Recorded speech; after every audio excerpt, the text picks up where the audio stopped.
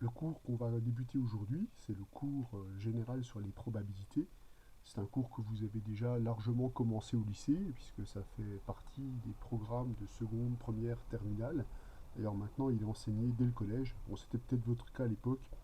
J'ai pas forcément une très bonne connaissance des programmes du collège, mais par contre, au lycée, vous avez étudié cette théorie naissante sous plusieurs angles. Alors, l'objectif du cours d'aujourd'hui, hein, c'est d'avoir une vision complètement élémentaire des probabilités, c'est sûr, puisqu'on va travailler que sur des espaces d'état finis, mais tout de même la construire avec des outils mathématiques rigoureux, hein. Donc, ça, c'est un point qui est important. La théorie des probabilités est une théorie mathématique à part entière et qui a toutes les rigueurs, toute la rigueur d'une théorie mathématique.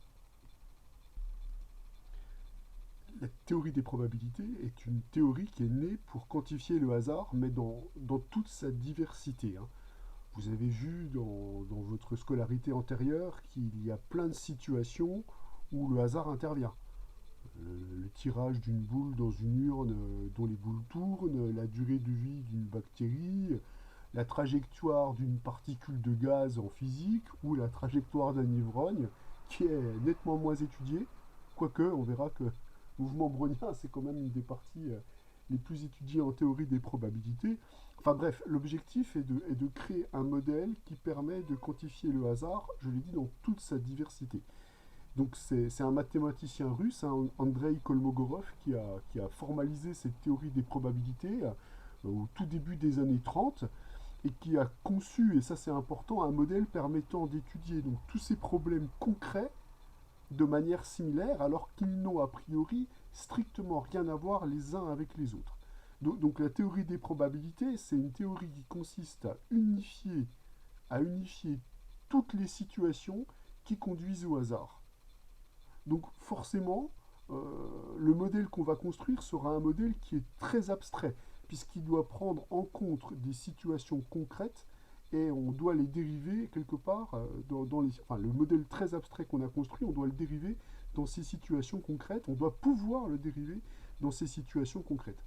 Alors ça, c'est pas sans rappeler une théorie qu'on a vue cette année, rappelez-vous, le démarrage de l'année a conduit à étudier plusieurs problèmes de type linéaire, hein, résolution d'équations différentielles, suite récurrente et bien d'autres, donc étaient des problèmes que je qualifierais de concrets en mathématiques.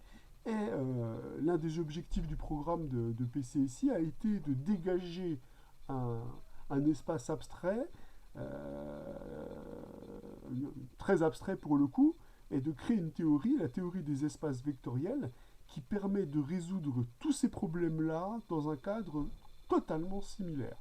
Donc on a vu que la bonne modélisation de résolution d'un phénomène linéaire, c'est la théorie des espaces vectoriels. Eh bien, vous voyez, si je fais un parallèle, la théorie des probabilités, c'est exactement la même chose avec des situations qui conduisent à modéliser le hasard. Donc la difficulté, évidemment, va être de construire un modèle très abstrait qui permet d'être dérivable, hein, qui est permis d'être spécialisé pour toutes les situations qui conduisent au hasard. Et c'est le travail absolument phénoménal qu'a entrepris Kolmogorov en 1930. Les applications de la théorie des probabilités sont bien entendu totalement multiples. Vous allez d'ailleurs en voir pas mal dans les écoles d'ingénieurs. Alors elles vont être évidemment liées à une théorie qui s'appelle la théorie de la mesure, que vous verrez aussi en école d'ingénieur. Mais l'objectif, comme pour les espaces vectoriels, est de modéliser le problème de façon générale. Et après, encore une fois, je vous l'explique, vous pourrez le décliner dans des cas particuliers, puisqu'on va voir que la probabilité, une probabilité est une mesure sur un ensemble. Alors cette mesure, après, vous pouvez la remplacer par n'importe quelle mesure, définie par une somme, définie par une intégrale. Ça n'a strictement aucun impact. Donc l'objectif est bien de dégager un phénomène abstrait, de dégager un modèle abstrait très général pour pouvoir le décliner dans des situations concrètes. Donc de la physique quantique, physique des particules, j'ai mis quelques applications, mais il y en a tellement. La médecine, je veux dire, n'importe quel étudiant en médecine sera amené à étudier la théorie des probabilités, notamment quand il fera sa thèse. En informatique, les probabilités sont omniprésentes, le traitement du signal, et je ne parle même pas de l'économie et de la finance, pour qui effectivement la théorie des probabilités a eu un développement particulier et un essor remarquable, hein. Je vous rappelle qu'à Polytechnique, maintenant, quasiment 60% des étudiants font de l'économie et de la finance. C'est pas forcément la meilleure chose qu'ils font, mais bon, disons que voilà, ça a pris un essor absolument considérable. Alors, le premier avertissement que je vais faire, c'est que en première année, on étudiera uniquement les situations probabilistes qui consistent à étudier des expériences aléatoires qui conduisent à un nombre fini de résultats, hein. C'est-à-dire qu'on n'envisagera pas des situations où l'ensemble des résultats peut être infini, et dénombrable ou non dénombrable d'ailleurs. Le cas dénombrable, vous l'étudierez lors de votre année de spéciale, donc en deuxième année, et les situations non dénombrables exigent d'avoir déjà étudié une théorie qui s'appelle la théorie de la mesure, qui est une théorie assez difficile où vous avez besoin de bonnes connaissances en théorie de l'intégration et en topologie, ce que vous n'avez pas pour l'instant. Cette théorie, vous la ferez tous en école d'ingénieur, c'est ce qui est enseigné en général dans les premières années d'école d'ingénieur, qui permet justement d'étendre le champ des probabilités à des situations aléatoires qui conduisent à une infinité de résultats, mais une infinité non dénombrable de résultats. Vous voyez, par exemple, si je lance une fléchette sur un mur, la position de la fléchette sur le mur, elle est aléatoire, surtout si j'ai un bandeau sur les yeux, mais pour pouvoir modéliser toutes les situations, il faut que je me place dans R2, et n'importe quel point de R2 peut être un point sur lequel va atterrir la fléchette. Donc là, on est clairement sur une situation où les résultats de notre expérience d'aléatoire vont pas être en nombre fini. Bon, alors ça, on va pas du tout étudier ça cette année. Nous, on étudiera uniquement les situations qui conduisent à un nombre fini de résultats. Donc l'introduction à l'aléatoire, hein, va donc nous demander de construire ce fameux modèle abstrait, hein. Donc on va vraiment reprendre totalement le modèle d'Andrei Kolmogorov, qui va nous permettre d'étudier toutes les situations aléatoires, toutes les situations où le hasard peut intervenir, et de cette situation abstraite, on sera capable de la spécialiser dans des situations plus concrètes. Dans l'introduction que je viens de faire, j'ai été plutôt très très vague sur ce que j'appelle une situation aléatoire. Donc la première partie du travail de Kolmogorov, ça a été d'établir, de définir proprement ce qu'on appelle une situation aléatoire. Nous, le mot qu'on va employer maintenant, c'est une expérience aléatoire, et on va définir ça déjà de façon très très propre. Vous allez voir également que quand on va suivre le modèle de Kolmogorov, on va rencontrer des objets mathématiques qu'on a déjà rencontrés au début d'année. On va avoir énormément d'éléments qui sont empruntés à la théorie des ensembles, à une différence près, vous allez le voir, et ça sera une difficulté pour vous, c'est que le vocabulaire qu'on va utiliser pour la théorie des probabilités sera en tout point différent à celui de la théorie des ensembles. Donc les idées vont être les mêmes, les objets vont être souvent les mêmes, sauf qu'on ne déclinera pas les objets de la même façon. Par exemple, quand on a un ensemble en théorie des ensembles, une partie de cet ensemble s'appelle un sous-ensemble ou une partie de cet ensemble. Eh bien, en théorie des probabilités, ça ne s'appellera plus une partie de l'ensemble, ça s'appellera un événement associé à une expérience aléatoire. Donc la difficulté pour vous, ça va être de transposer le vocabulaire de la théorie des ensembles dans le cadre de la théorie des probabilités. Mais c'est juste un coup de main à prendre, une fois que vous aurez ce coup de main, ça ira tout seul. De manière générale, ce qu'on va appeler une expérience aléatoire, ce qui est clairement le premier effort de modélisation de ce problème concret, c'est une expérience dont on ne peut pas connaître le résultat à l'avance. Donc là, c'est le premier pas vers la théorie des probabilités, c'est déjà de modéliser justement ce qu'on va appeler cette fameuse expérience aléatoire. Donc, expérience aléatoire, toute expérience qui reproduit dans des conditions identiques peut conduire à des résultats possibles et surtout dont on ne peut pas prévoir le résultat à l'avance. Donc je vous ai dit, ça allait s'accompagner évidemment du vocabulaire usuel de la théorie des probabilités. En général, on ne parle pas de résultat d'une expérience aléatoire, même si vous verrez que ce mot est couramment utilisé. Le vocabulaire spécialisé des probabilités parle d'issue ou de réalisation de cette expérience aléatoire. Vous voyez, par exemple, si je lance un dé, là, je viens d'obtenir une issue, une réalisation de cet espace, de cette expérience aléatoire. Obtenir 5 est une issue de cette expérience aléatoire. La seconde définition, c'est la notion d'univers attaché à une expérience aléatoire. Donc on vient de voir qu'une expérience aléatoire, c'est une expérience dont on ne peut pas prédire le résultat à l'avance. Néanmoins, ce qu'on connaît la plupart du temps, c'est l'ensemble des résultats possibles que l'on peut obtenir après cette expérience. Donc ça, c'est le premier ensemble qu'on va manipuler. C'est justement l'ensemble de tous les résultats possibles d'une expérience aléatoire, qui, je vous le précise, en première année, sera nécessairement un ensemble fini. C'est ce qu'on appelle l'univers ou l'espace d'état associé à cette expérience aléatoire. Donc il se note systématiquement oméga. Vous verrez, ça sera quasiment le cas dans tous les exercices qu'on manipulera. Donc oméga représente un ensemble qui est l'ensemble des issues de notre expérience aléatoire. Les issues, elles, se noteront par la lettre grecque petit oméga. Donc voilà les notations qu'on emploiera dans la plupart du temps. Une issue se note petit oméga.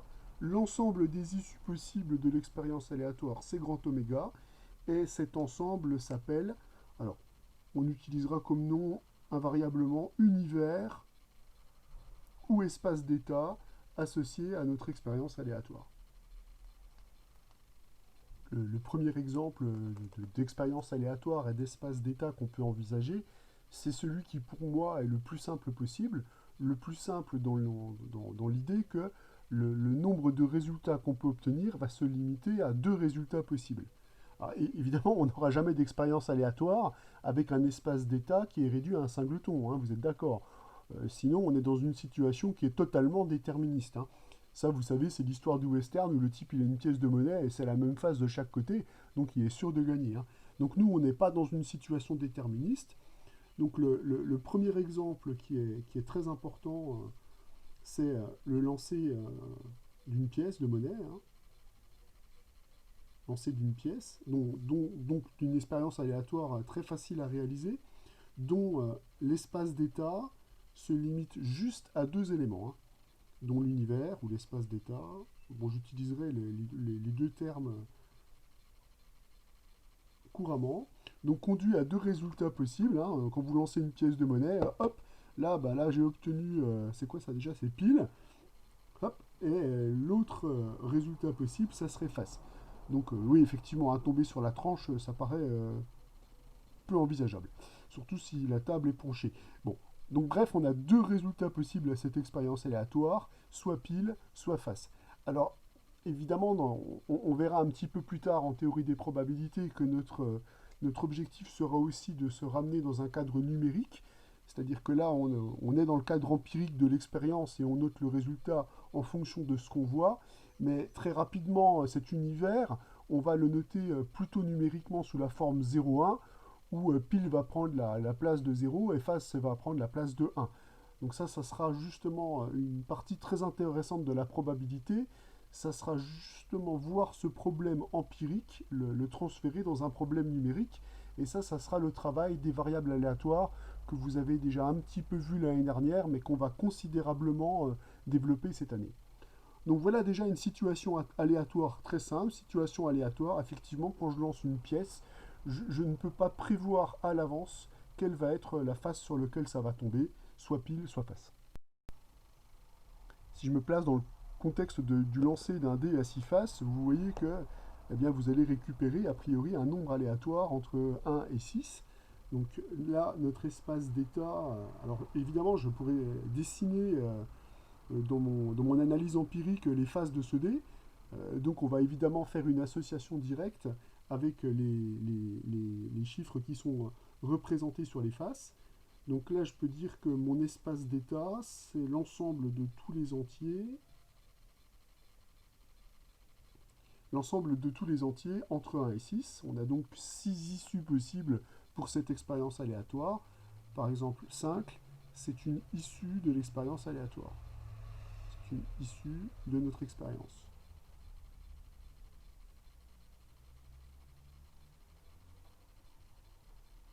Alors, ça, c'est pour bien visualiser le vocabulaire associé. Compliquons un petit peu les choses, on va lancer cette fois-ci 5D. Alors vous voyez, déjà le protocole de mon expérience aléatoire ici est bien trop vague. C'est-à-dire quel va être le résultat d'une expérience aléatoire où on lance 5D. Eh bien, ce protocole doit être précisé, puisque pour moi, il y a plusieurs situations qui sont possibles. Donc première situation, je suis désolé, je ne peux pas faire l'expérience, j'ai qu'un seul dé. Donc, si je considère par exemple que les dés ici sont a priori indiscernables, et je fais l'expérience en considérant les dés indiscernables. Quel est l'espace d'état? L'espace d'état, ça va être en fait l'ensemble des résultats de mes dés. La question, c'est comment mathématiquement on va structurer l'espace d'état. Compliqué. Je ne peux pas utiliser de notation ensembliste parce que si j'ai plusieurs fois le même résultat dans un ensemble, eh bien ce terme-là va disparaître. Et je ne peux pas utiliser non plus de produit cartésien, puisque dans un produit cartésien, il y a un premier élément, un deuxième élément, un troisième élément, un quatrième élément. Donc je ne peux pas utiliser cette structure-là tant que je n'ai pas discerné les dés. Ah, ça y est, je viens d'apporter la solution à mon problème. Si j'ai 5 dés indiscernables et que je veux mesurer l'évolution de mon expérience aléatoire, ce qu'il faut faire, c'est être capable de discerner les dés. Donc, si les dés sont indiscernables, qu'est-ce qu'on va faire? On peut se donner les moyens, justement, de les discerner. Vous voyez, par exemple, simplement, en mettant une croix verte sur le premier, une croix rouge sur le deuxième, une croix bleue sur le troisième, c'est-à-dire en distinguant les différents dés par une couleur. Donc ça, c'est une situation en probabilité qu'on n'aimera pas beaucoup, vous allez voir. Les objets indiscernables, on va chercher à les discerner systématiquement. Et il y a toujours moyen de discerner des objets, je vous ai dit, en les pointant avec un numéro. Voilà, je peux dire que ça, c'est le dé numéro 1. Hein, ça sera encore plus pratique parce que quand on veut associer ça à un Uplay, je vais dire, voilà, ça, je vais noter que c'est le dé numéro 1. Le fait d'avoir mis un 1 sur le dé ne va pas changer le résultat de mon expérience aléatoire. Donc, lorsque les dés sont indiscernables, eh bien, on va chercher à les discerner. On cherchera à les discerner. On cherchera à les discerner. Alors, tout simplement, en leur attribuant un numéro ou une couleur. Hein.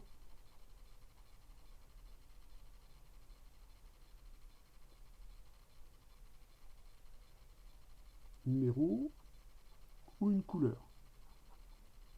Alors effectivement, maintenant si je réalise mon expérience aléatoire que je ne peux pas réaliser parce que j'ai qu'un seul dé, qu'est-ce que je peux faire? Bien, je peux décider de stocker les résultats de mon expérience aléatoire, donc le lancer des 5 dés, en utilisant la structure de syncuplet. Puisque j'ai un dé numéro 1, je peux indiquer le résultat du dé numéro 1, le résultat du dé numéro 2, numéro 3, numéro 4, numéro 5. Cette structure de syncuplet va me permettre de récolter le résultat de mon expérience aléatoire. Donc par exemple, ici, je vais récupérer un 5, ici un 2, ici un 3, ici 1 et ici 2. Vous voyez, 2 par exemple, je peux le récupérer plusieurs fois. C'est pour ça que la structure ensembliste ne permettait pas de me donner le résultat de cette expérience aléatoire.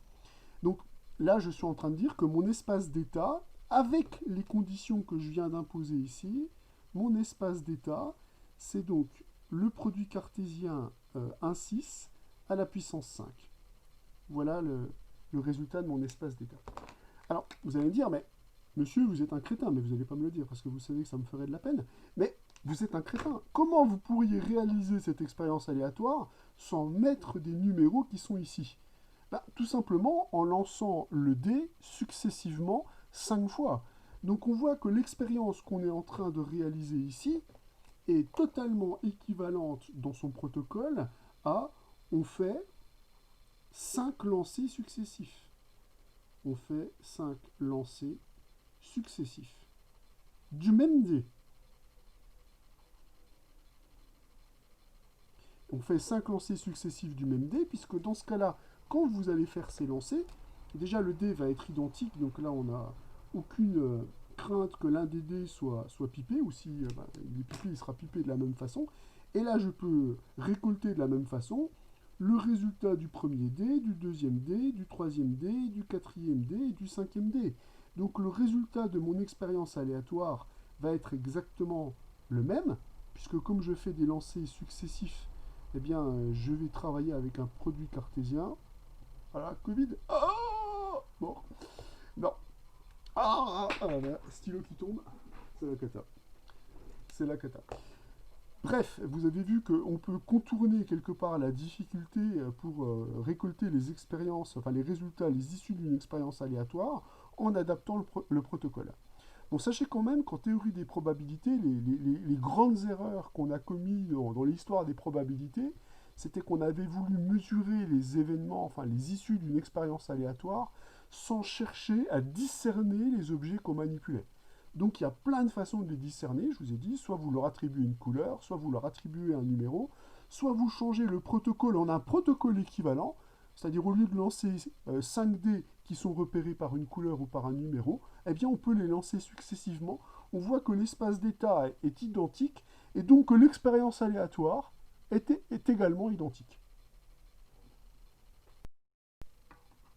Une dernière qui va me permettre de faire le lien avec le chapitre précédent. Imaginez que vous avez un jeu formé de 32 cartes, alors distinctes, puisque vous savez que chaque carte, elle est, on va dire, reconnaissable par deux points. Sa couleur, déjà, d'une part, soit carreau, soit pique, soit trèfle, soit cœur, et la figure, un roi, un 7, un 10, un as. Donc, les cartes sont parfaitement discernables. Donc là, on est dans une situation discernable qu'on n'a pas adaptée. Donc quand on vous demande de tirer 3 cartes successivement dans un jeu de 32 cartes, quel est l'espace d'état? Il va falloir formaliser l'espace d'état. Donc là, les mêmes mots très importants de la théorie des ensembles, eh bien, on va les retrouver. Donc par exemple, là, on a des tirages successifs. Donc ça, on sait que tirage successif, c'est associé à la structure de liste ou de uplet. Là, en l'occurrence, de triplet ou de 3 listes. Et comme les cartes du jeu sont complètement indiscernables, on est complètement dans la définition d'un arrangement. Donc finalement, notre espace d'état ici, c'est l'ensemble des 3 arrangements de cartes. C'est l'ensemble des 3 arrangements de cartes. Alors nous, ce qui va nous intéresser souvent, c'est le nombre d'issues possibles dans notre expérience aléatoire. Le nombre d'issues possibles, c'est le nombre d'éléments qu'il y a dans l'espace d'état, dans l'univers, c'est-à-dire le nombre d'éléments qu'il y a dans l'ensemble oméga. Donc là, on voit qu'on va retrouver les dénombrements usuels de notre cours.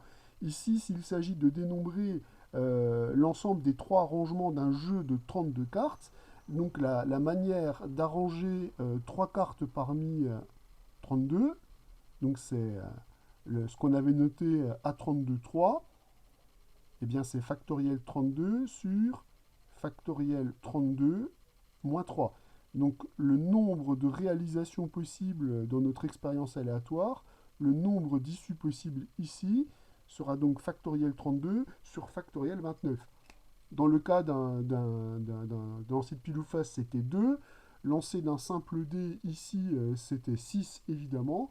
Et dans le cas des 2 expériences aléatoires qu'on a formées ici, eh bien, le cardinal de notre univers, c'était le cardinal de ce produit cartésien. C'était donc 6 à la puissance 5. Donc on voit que le chapitre précédent est là pour préparer la théorie des probabilités, puisque outre être capable de récupérer les issues possibles d'une expérience aléatoire, on va voir que le nombre d'issues possibles de cette expérience aléatoire va jouer un rôle crucial dans le calcul des probabilités.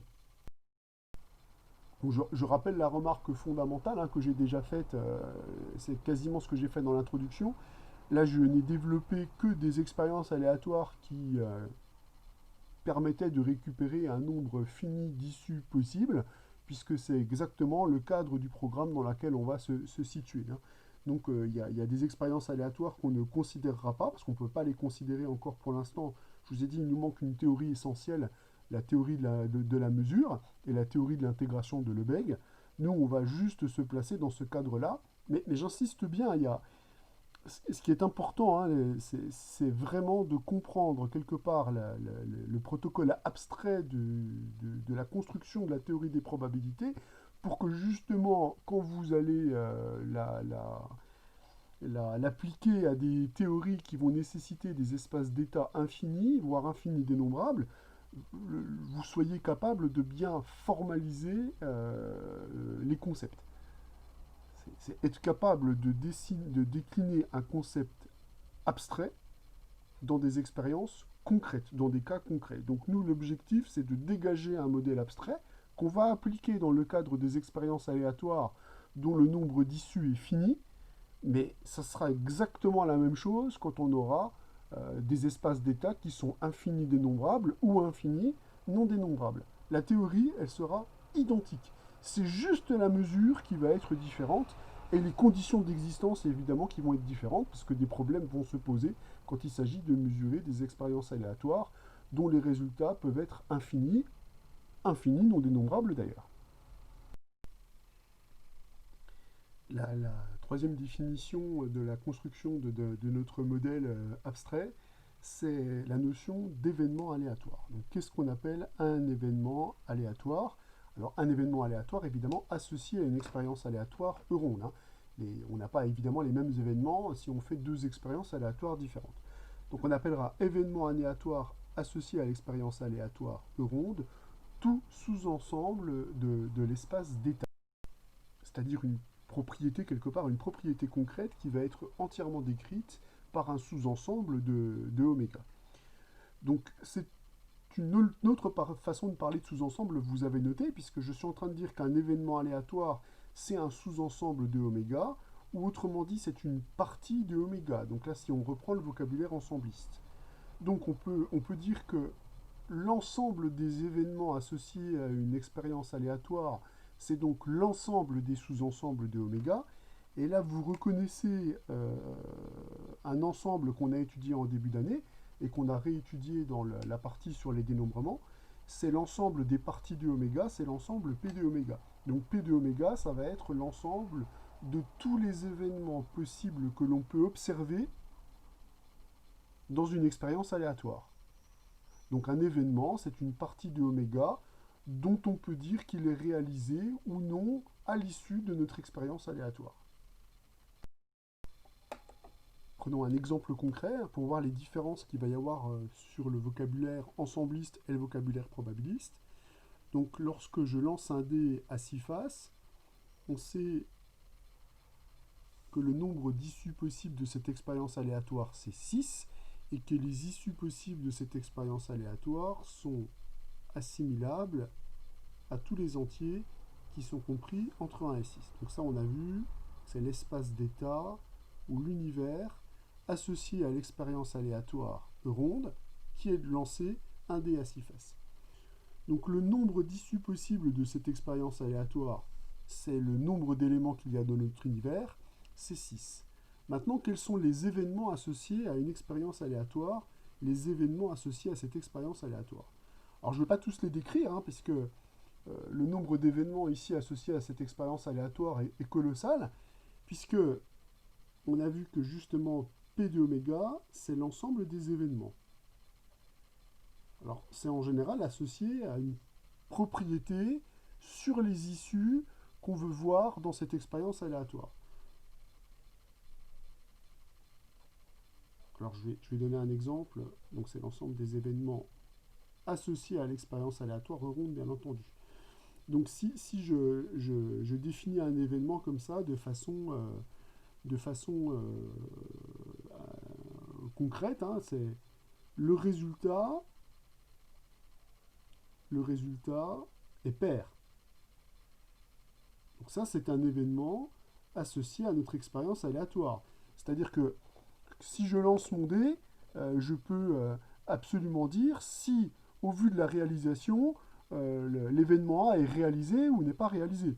Donc là, par exemple, quand je viens de lancer ce dé, j'ai obtenu 5. L'événement, le résultat est pair, n'est ici pas réalisé. Si je relance mon dé, il n'est toujours pas réalisé. Si je relance mon dé, il n'est toujours pas réalisé. Si je relance mon dé, il n'est toujours pas... Ah, ça y est, l'événement est réalisé. Donc vous voyez, un événement associé à une expérience aléatoire, on peut dire si oui ou non, une fois que l'expérience est réalisée, si cet événement est réalisé ou non. Donc par exemple, ici, mon événement, le résultat est pair, eh bien je peux l'assimiler à un sous-ensemble de oméga. Ces sous-ensembles de oméga, c'est 2, 4, 6. Donc A ici appartient à l'ensemble des parties de oméga, ou si vous préférez, A est inclus dans oméga. Alors que, par exemple, 2 issues, ici, est une issue qui réalise l'événement A. Est une issue qui réalise l'événement A. 3L est une issue qui ne réalisera pas l'événement A. Donc il faut que vous fassiez la différence entre les issues qui sont des éléments de l'ensemble oméga et des événements qui sont des sous-ensembles de oméga. Donc par exemple, je viens de dire que 2 est une issue de l'expérience aléatoire, est une issue de l'expérience E, alors que par exemple, obtenir 2, l'ensemble, le singleton 2, lui, est un événement de cette expérience aléatoire. Est un événement associé, à l'expérience aléatoire E ronde. Donc là, on a vu que le cardinal de l'univers, c'était 6. Si vous regardez le nombre d'événements qui sont associés à cette expérience aléatoire, le nombre d'événements, c'est donc le cardinal de P de oméga, de l'ensemble de tous les événements associés à cette expérience aléatoire. Or, nous, on a vu que le cardinal de P de E, lorsque E est un ensemble fini, déjà existe, puisque P de E sera un ensemble fini, et le nombre d'éléments de cet ensemble, c'est 2 exposant le nombre d'éléments de E, donc ici le nombre d'éléments de oméga, ça sera 2 à la puissance 6. Alors là, vous comprenez bien pourquoi je n'ai pas cherché à expliciter concrètement tous les événements qui étaient associés à cette expérience aléatoire, parce qu'il y en a beaucoup, et il m'aurait fallu plusieurs feuilles pour les écrire. Hein. Donc faites bien la différence entre une issue, un événement associé à cette expérience aléatoire, l'ensemble des événements associés à cette expérience aléatoire, et l'ensemble des issues associées à cette expérience aléatoire. Hein. Il faut vous faire absolument à ce vocabulaire particulier. Reprenons l'exemple du lancer d'une pièce de monnaie. Nous avons vu que dans ce cas-là, l'ensemble des issues possibles de cette expérience aléatoire, c'est soit obtenir pile, soit obtenir face. Donc là, on a 2 issues possibles. Bon, j'imagine que c'est des choses que vous savez déjà, mais bon, c'est pas grave. Le répéter, le réentendre, ça ne peut pas vous faire de mal. Donc là, on a 2 issues possibles, soit pile, soit face. Maintenant, ici, on est capable de décrire complètement tous les événements de cette expérience aléatoire, tout simplement parce que comme le nombre d'éléments qu'on trouve dans notre univers est égal à 2, l'ensemble P de oméga ici, lui, est un ensemble qui possède finalement assez peu d'éléments. Si j'applique les résultats de dénombrement qu'on a vus dans le chapitre précédent, le nombre d'éléments dans P de oméga, c'est 2 exposant le cardinal de oméga.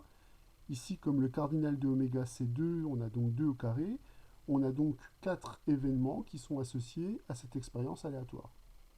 Donc, l'ensemble vide, on verra qu'on appellera ça l'événement impossible, mais ça, je vais y revenir un petit peu plus tard.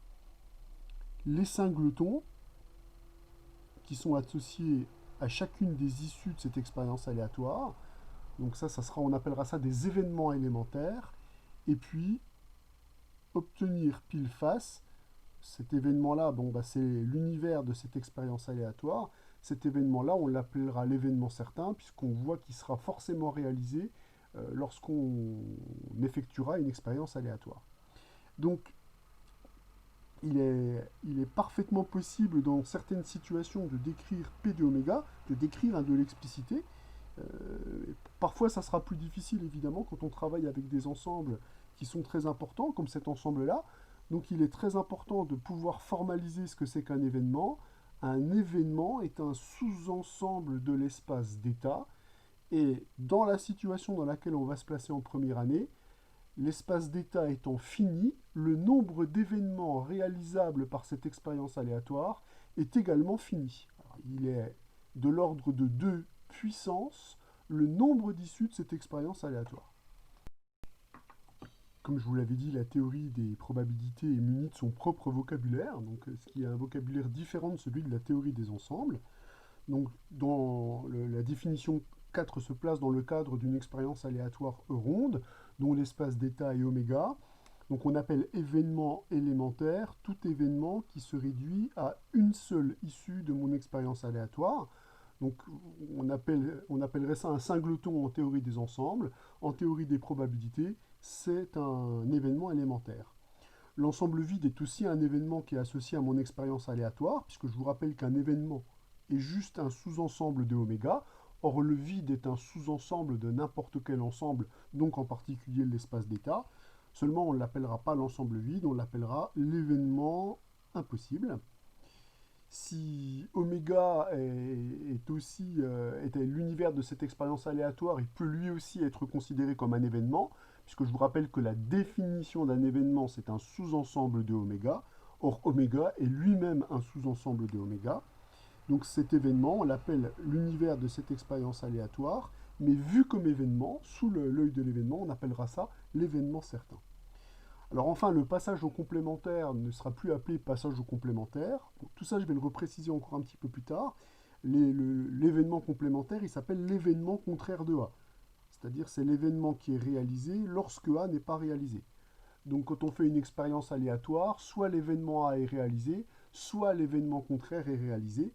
L'événement contraire se réalise lorsque A ne se réalise pas. Par exemple, ici, l'événement contraire de le résultat est pair, eh bien, ça sera le résultat est impair, et il pourra se décliner sous la forme 1, 3, 5. Et enfin, on ne dira plus que deux ensembles sont disjoints quand on parlera de théorie des probabilités, bien sûr. Lorsque A et B sont deux événements attachés à cette expérience aléatoire, pour dire que les ensembles sont disjoints, on dira que les événements sont incompatibles. Donc incompatible signifie qu'il n'y a aucune issue qui réalise à la fois l'événement A et l'événement B. Donc il faut absolument que vous preniez en compte ce vocabulaire qui passe du vocabulaire ensembliste au vocabulaire des probabilités, puisque c'est le vocabulaire qu'on utilisera dans les exercices. Donc ce qu'on va faire maintenant, c'est qu'on va justement faire un parallèle entre le vocabulaire ensembliste et le vocabulaire des événements d'une expérience aléatoire. Bon, c'est le début d'une théorie, hein, il y a beaucoup de définitions, alors pour vous c'est plutôt cool, parce que je pense que c'est des choses que vous avez déjà vues, mais il faut absolument bien intégrer tout ce vocabulaire probabiliste et le plus vite possible. Si on considère, une expérience aléatoire dont l'espace d'état est oméga, nous avons donc vu qu'une partie un événement est une partie de oméga, c'est-à-dire un sous-ensemble de oméga. Donc il faut bien comprendre que cette étape-là est une étape décisive du modèle, puisqu'on est en train de traduire une propriété concrète par un sous-ensemble de l'espace d'état. Alors ce que j'appelle une propriété concrète, vous voyez par exemple, quand je dis le résultat de cette expérience aléatoire est pair, c'est une propriété concrète, et l'objectif ici a été de transférer cette propriété sur un sous-ensemble de oméga, c'est-à-dire de disposer de tout le confort que peut nous apporter la théorie des ensembles pour pouvoir parler d'événements associés à une expérience aléatoire. Et on va voir que justement la théorie des ensembles va nous permettre de parler de propriétés de plus en plus subtiles et donc d'événements construits de plus en plus subtilement. Donc ça, cette étape-là, cette étape qui nous permet de passer d'une propriété concrète à un sous-ensemble de oméga, c'est ce qu'on appelle la modélisation d'une expérience aléatoire. C'est-à-dire qu'on est en train de faire une transposition didactique, on est en train de transférer des propriétés concrètes dans un modèle mathématique qui est bien connu, le modèle de la théorie des ensembles. Seulement, la théorie des ensembles a son propre langage, et la théorie des probabilités a son langage elle aussi. Donc on va créer un dictionnaire qui va nous permettre de faire le lien entre le langage de la théorie des ensembles, donc on connaît déjà, qu'on a vu en début d'année et qu'on a évidemment consolidé tout au long de l'année, et le langage de la théorie des probabilités, il faut qu'on fasse un dictionnaire qui nous permette de passer de l'un à l'autre. Et on va aussi voir ce que peut nous apporter justement le modèle de la théorie des ensembles pour pouvoir affiner la connaissance de la théorie des probabilités. Dans cette bijection entre l'ensemble des événements et l'ensemble des parties de oméga, on va voir par exemple que les opérateurs ensemblistes élémentaires, la réunion, la disjonction, la disjonction, donc la conjonction et la négation, ces opérations ensemblistes qui sont associées donc à la réunion, à l'intersection et au passage au complémentaire, eh bien, ont des traductions probabilistes propres. Donc par exemple, quand je dis soit A, soit B se réalise, donc là je suis dans la disjonction, le connecteur qui est lié à cette expérience élémentaire, c'est évidemment le connecteur OU, se traduit par l'événement A ou B se réalise, ensemblistement c'est la réunion. Lorsque je dis A et B se réalisent, donc S est la conjonction, ça se traduit ensemblistement par l'événement A inter B se réalise. Quand je dis A ne se réalise pas, ça se traduit par la réalisation du complémentaire de A. Tout issu qui ne réalise pas l'événement A réalisera son complémentaire. Donc on voit que les trois connecteurs logiques élémentaires ou et non, que l'on a traduit ensemblistement par la réunion, l'intersection et le passage au complémentaire, ont aussi une réalité dans la théorie des probabilités et un vocabulaire propre dans la théorie des probabilités. L'événement contraire, l'événement A et B, l'événement A ou B. Donc on peut résumer justement ce dictionnaire entre langage ensembliste et langage probabiliste dans un tableau qu'on va effectuer tout de suite.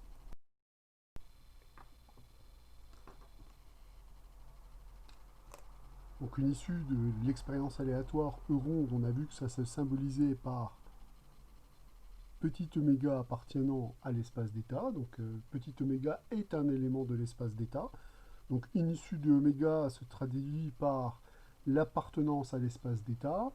Un événement élémentaire est donc un événement qui est constitué d'une seule issue de l'espace d'état. Donc c'est un singleton où oméga appartient à l'espace d'état.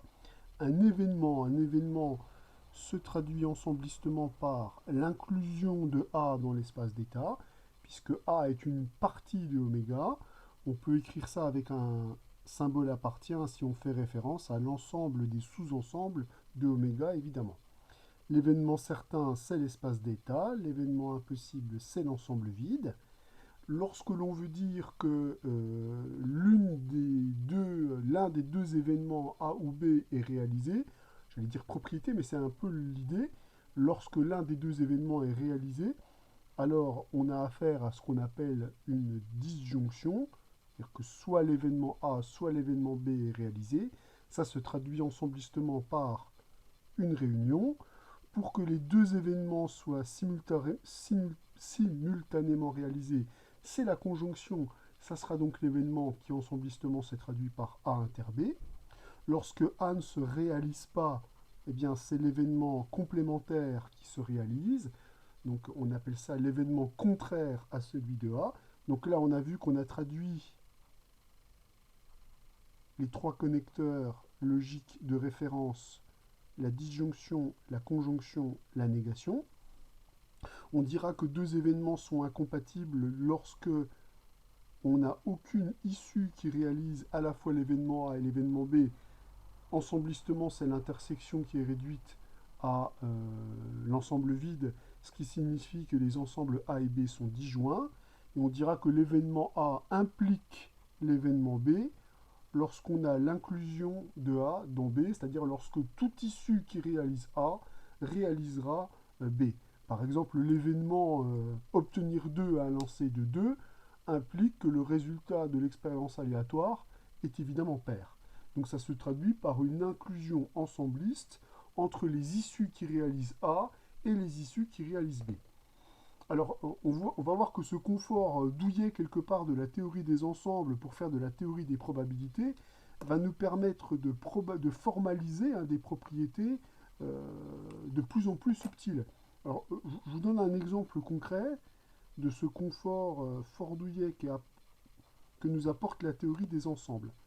Déjà, le confort de pouvoir faire des dessins. Vous voyez, une expérience aléatoire, pour la formaliser, je vais pouvoir faire des patates. Alors, qu'est-ce que j'entends par des patates? Bien, je vais par exemple symboliser ici l'espace d'état par un ensemble. C'est l'ensemble qui va évidemment contenir tous les événements qui sont associés à mon expérience aléatoire.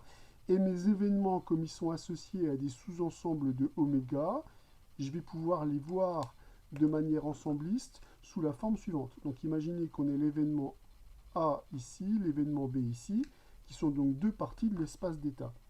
Imaginez que je veuille former le résultat suivant, l'événement suivant. A ou B se réalise, mais pas les deux. Donc imaginez qu'on veuille formaliser ça. A ou B se réalise, mais pas les deux. Eh bien, ici on voit que la théorie des ensembles nous permet de formaliser cet événement de façon très élégante, puisque l'événement A ou B se réalise, mais pas les deux. Ben, si je hachure la partie ensembliste qui est concernée, c'est soit A, soit B se réalise. Donc là, on est dans le cadre d'une disjonction, la réunion, mais pas les deux. Ça veut dire qu'il faut supprimer toutes les issues qui vont à la fois réaliser A et à la fois réaliser B, ce qui ensemblistement correspond à l'intersection. Moralité, l'événement que je suis en train de créer, l'événement U que je suis en train de créer ici, A ou B se réalisent mais pas les deux, on peut le formaliser avec la théorie des ensembles de multiples manières.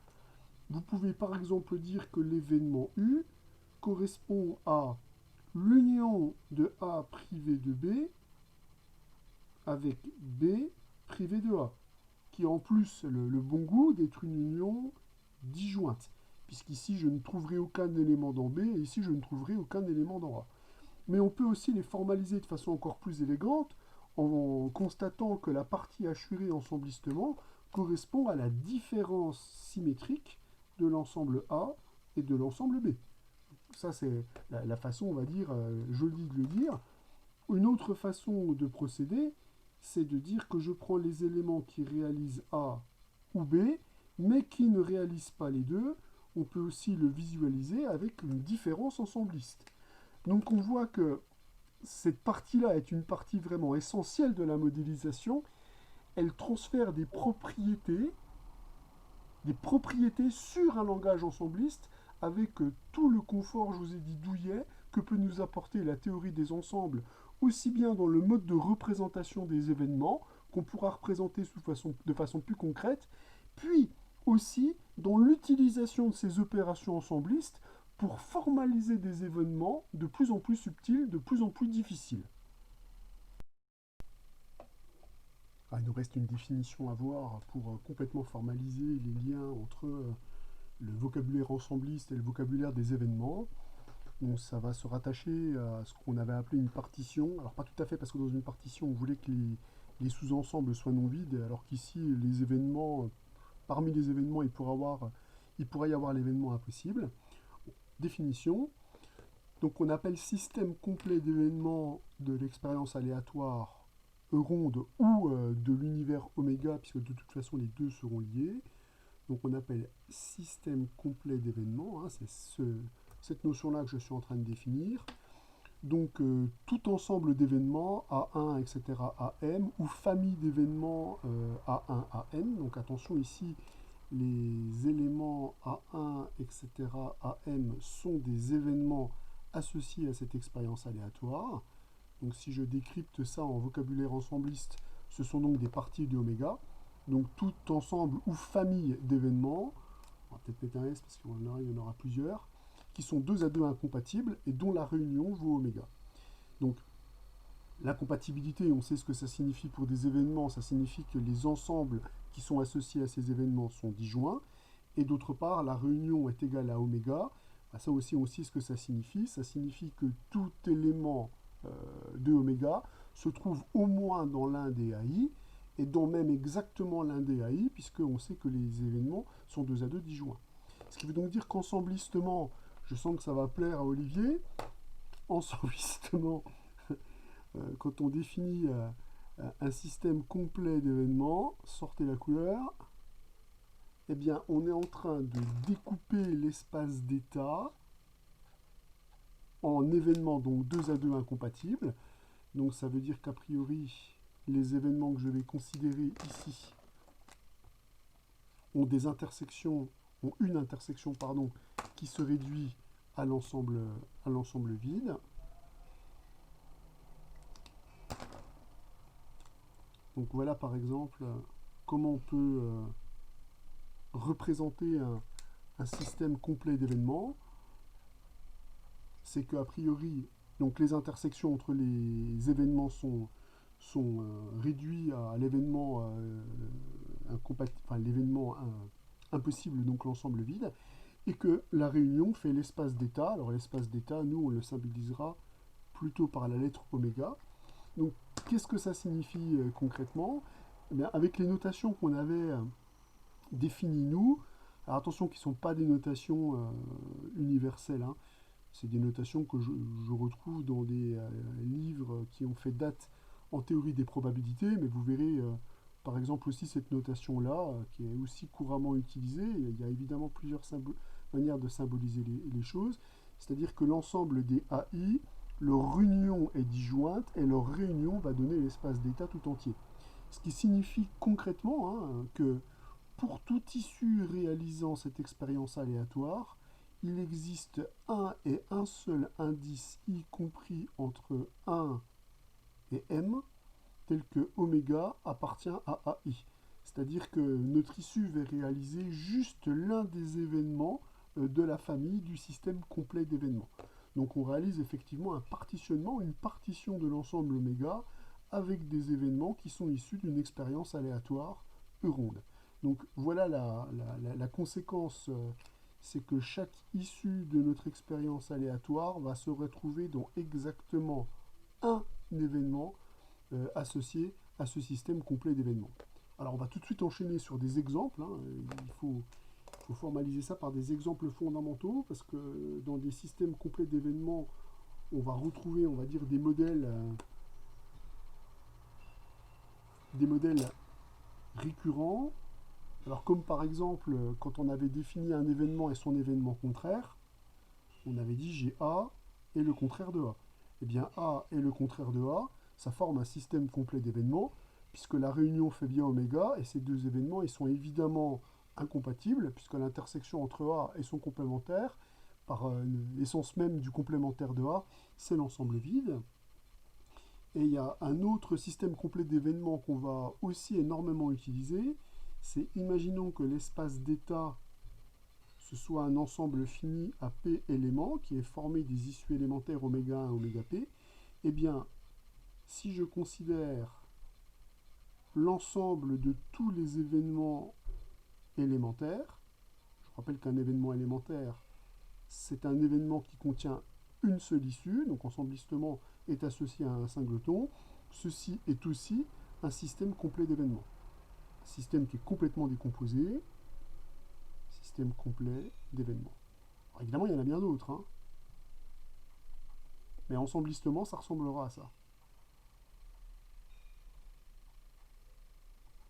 Donc système complet d'événements, c'est des événements 2 à 2 incompatibles dont la réunion va donner tout l'espace d'état.